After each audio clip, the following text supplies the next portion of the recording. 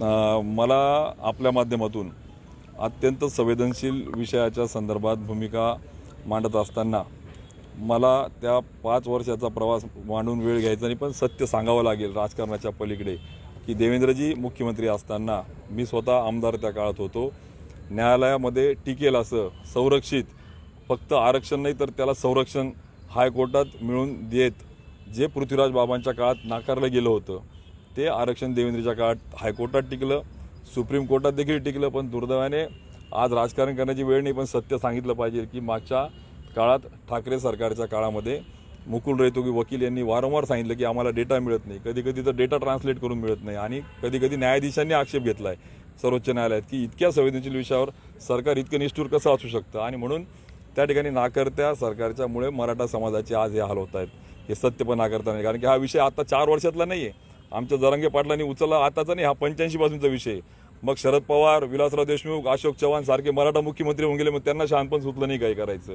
आणि मग कुठेतरी राजकीय, मला असं वाटतं हा विषय राजकारणाच्या पलीकडे जाऊन मराठा समाजाला संरक्षित आरक्षण देण्याच्या दृष्टिकोनातून आयोगाची स्थापना करत पूर्ण त्यांचं मागासलेपण, त्यांचं शैक्षणिक, त्यांचं आर्थिक, त्यांचं जीवनमान हे सिद्ध करत संरक्षित आरक्षण जे दिलं होतं त्याच दृष्टिकोनातून आज त्या ठिकाणी मुख्यमंत्र्यांनी पत्रकार परिषदेत सांगितलं आहे की उद्या 3 न्यायाधीशांची समितीच्या माध्यमातून त्याला रिव्ह्यू कसं करता येईल, नंबर 1. आणि नंबर 2, ज्यांचे दाखले त्यांना तात्काळ त्या ठिकाणी सरसकट कसं देता येईल. आणि तिसरा मुद्दा, ओबीसीच्या संदर्भामध्ये जे जरांगे पाटलांची मागणी ती कशी करता येईल. आणि तुम्ही जे म्हटले लोकप्रतिनिधी या नात्यानं जरांगे पाटलांनी सांगितले की राजीनामे देऊ नका, पाठपुरावा करा. आणि ते काम स्वतः आम्ही आमचे मुख्यमंत्री, उपमुख्यमंत्री यांना त्या ठिकाणी निवेदन देऊन त्यांना सांगितलं की ही बाब गांभीर्याने टाईम बाउंड कालावधीत घ्यावं लागेल, कारण की संयम त्या ठिकाणी कमी आहे. गोष्ट जरी जुनी असली परंतु समाजाचा मागच्या नेत्यांवर विश्वास नव्हता का काय असं चित्र बने, आता कुठेतरी विश्वास आहे की हे करतील. आणि म्हणून मला असं वाटतं की अंतिम टप्प्यात ती लढाई आली, तिला यश येईल. या विषयासंदर्भात तुम्ही मुख्यमंत्री, उपमुख्यमंत्र्यांना कधी दिलंय निवेदन? मागच्या 15 ज्या वेळेस पहिला आंदोलनाचा टप्पा होता त्या ठिकाणी स्वतः भेटून आम्ही मुख्यमंत्री, उपमुख्यमंत्र्यांना निवेदन देऊन या सगळ्या संदर्भातली प्रक्रिया सांगितली. आणि मागच्या प्रक्रियेचं मी स्वतः साक्षीदार राहिलो. मी स्वतः मतदान केलं आहे सभागृहामध्ये, विधानसभेमध्ये या कायद्यावर, SCBC जो कायदा मंजूर झाला होता. त्यामुळे ह्या कायद्याच्या गायकवाड आयोगाचा किंवा त्यावर नेमलेल्या गोखले समितीचा, राज्यातल्या सगळे घेतलेले पुराव्याचा जवळून तर प्रवास मी बघितला आहे. म्हणून मला असं वाटतं की मराठा समाजाच्या भावना तीव्र होत असताना एका बाजूला ते लोकप्रतिनिधी किंवा सरकारचं आम्हाला विश्वास नाही असं काहीचं चित्र तयार होतं आहे, ते खरं आहे. पण मागच्या 85 पासून तो त्या ठिकाणी लुटला गेला. दुसऱ्या बाजूला प्रस्थापितांनी देखील आमच्या विस्थापनेचे हाल लावले. जर प्रस्थापितांनी न्याय दिला असता, झालेले मुख्यमंत्री, मग मी आरोप नाही तर आक्षेप माझा आहे, शरद पवार असतील, मग त्या ठिकाणी अशोक चव्हाण असतील, विलासराव देशमुख असतील, मराठा मुख्यमंत्री झाले नाही का हो? यांनी काय न्याय दिला का? अण्णासाहेब पाटील महामंडळाला बजेट दिलं नाही का? सारथीची, जसं बार्टीची स्थापना झाली का सारथीची स्थापना केली नाही?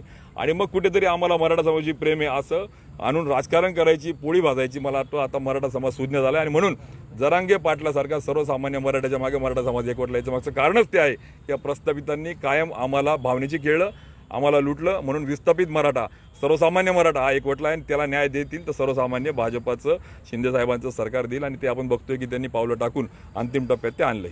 मराठा समाजाचा एक घटक या नात्यानं, कार्यकर्ता या नात्यानं, मराठा समाजाचा पुत्र या नात्यानं माझा पाठिंबा या आंदोलनाला आहे. पण दुसऱ्या बाजूला मला आव्हान आपल्या माध्यमातून करायचं आहे की आंदोलन मागणी करत असताना सरकारचे ठोस पावलं आणि आरक्षणाच्या दृष्टिकोनातले टाकलेले पावलं याचा आपण विचार करता थोडं जर संयमाने घेतलं तर मला असं वाटतं की जरांगे पाटलांचा आज त्या ठिकाणी हा उभारलेला लढा यशस्वी होऊन प्रस्थापित, गरीब, होरपळलेला मराठा समाजाला नक्कीच न्याय त्या ठिकाणी मिळेल. स्थानिक नेत्यांनी तुम्हाला घाबरून राहण्याचा इशारा दिलेला आहे? अजिबात नाही, नेत्यांचा नाही ना आमच्या नेत्याने नाही. उलट या सगळ्या संदर्भात आम्ही मोकळी भूमिका मांडतोय. आज जरी मी सत्ताधारी पक्षाचा खासदार असलो तरी माझ्या पक्षाने काम केल्याचा मला अभिमान आहे, गर्व आहे की जे मागच्या काळात काँग्रेस, राष्ट्रवादीच्या शरद पवार, ज्या पद्धतीने अशोक चव्हाण किंवा विलासराव देशमुख एवढे मराठी मुख्यमंत्री त्यांनी जे केलं नाही ते माझ्या भाजपाच्या देवेंद्र फडणवीस साहेबांनी केलं, याचा अभिमान मला आहे. त्यामुळे घाबरायचं काय, उलट ताट मानेने सांगण्याची ती वेळ आहे आणि ते सांगतोय.